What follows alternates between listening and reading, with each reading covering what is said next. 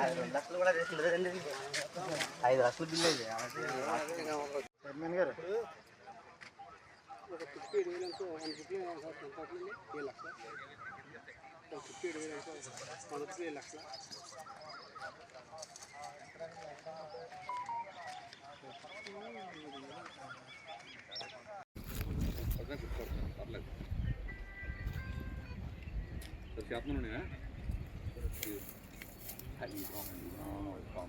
మల్లివారి తోట ఇక్కడ మల్లివారి తోట మళ్ళీ రవణకపేటలో కొత్తది నిన్న శంకుస్థాపన చేశారు.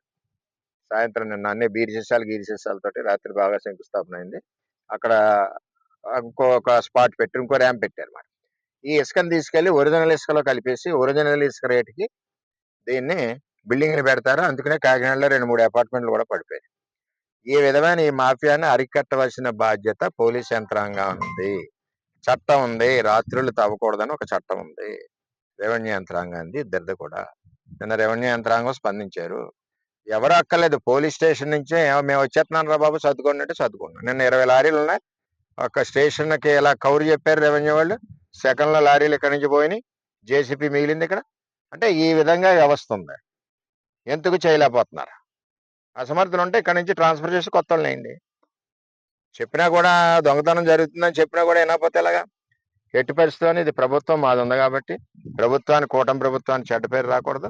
ఎందుకంటే ఒరిజినల్ ఇసుక, గోదావరి ఇసుక అమ్ముతూ ఉంది, ఉచిత ఇసుక. ఇప్పుడు ఆ ఇసుకలు వీళ్ళు మిక్స్ చేసి ప్రభుత్వానికి చెడ్డ పేరు వచ్చే విధంగా పనిచేస్తున్నారు. వైసీపీ నుంచి వచ్చి ఏ ముసుగేసుకున్నా ఆడు వైసీపీ పార్టీకి అడ్వాంటేజ్ జరిగి పనులు చేస్తాడు. ఆ పార్టీకి మంచి పేరు వచ్చే పని ఇది. కూటమి ప్రభుత్వానికి చెడ్డ పేరు వచ్చే పని ఈ అక్రమ తవ్వకం. ఈ అక్రమ తవ్వకం కూటమికి చెడు, వైసీపీకి మంచి పేరు. ఆ విధంగా వాళ్ళ యొక్క వ్యాపారాలు చేసుకోవడం గురించి ముసుగు తగిలించుకున్నారు. అలాగే కొడవల్లో కూడా మొదలైంది. వైసీపీ టైంలో, గవర్నమెంట్ టైంలో తెలుగుదేశం, జనసేన, బీజేపీ 3 నెలల ధర్నాలు చేశారు. అక్కడ టెంట్లు వేసుకుని చేసాం. ఇప్పుడు వాళ్ళు మళ్ళీ స్టార్ట్ చేస్తున్నారు. ఎలా స్టార్ట్ చేసేస్తున్నారో మాకు అర్థం అవట్లేదు. ఎవరిని ఎక్కడ కలిసి స్టార్ట్ చేసేస్తున్నారో అర్థం అవట్లేదు. వాళ్ళకి ధైర్యం ఏంటో అర్థం అవట్లేదు. సేమ్ పర్సన్స్, సినిమా మార్పు అంతే. ఎందుకంటే అప్పుడున్న జనమే ఇప్పుడు మళ్ళీ ముసుగేసుకుని మళ్ళీ ఈ కార్యక్రమాలన్నీ మొదలు పెడుతున్నారు. కాబట్టి ఎట్టి పరిస్థితుల్లో అరికట్టాలి. అరికట్టిన పరిస్థితిలో వాళ్ళ డిపార్ట్మెంట్కి నేను హెచ్చరిస్తా ఉన్నా. ఇందులో తెలుగుదేశం పార్టీ పేరు కానీ, మా పేరు కానీ చాలా మంది బయట మాట్లాడుతున్నారు. ఎక్కడ చెప్పినా సరే తీసుకెళ్లి బొక్కలేసి తోలు తీసేయండి. ఇటువంటి అక్రమ కార్యక్రమాల్లో తెలుగుదేశం పార్టీ ఎక్కడా ఉండదు. ఈ కూటమికి వచ్చి చెడ్డ పేరు వచ్చి పనుల్ని మీరు కంటిన్యూ చేస్తున్నారంటే పోలీస్ వ్యవస్థ ఒకసారి దృష్టి పెట్టుకోండి.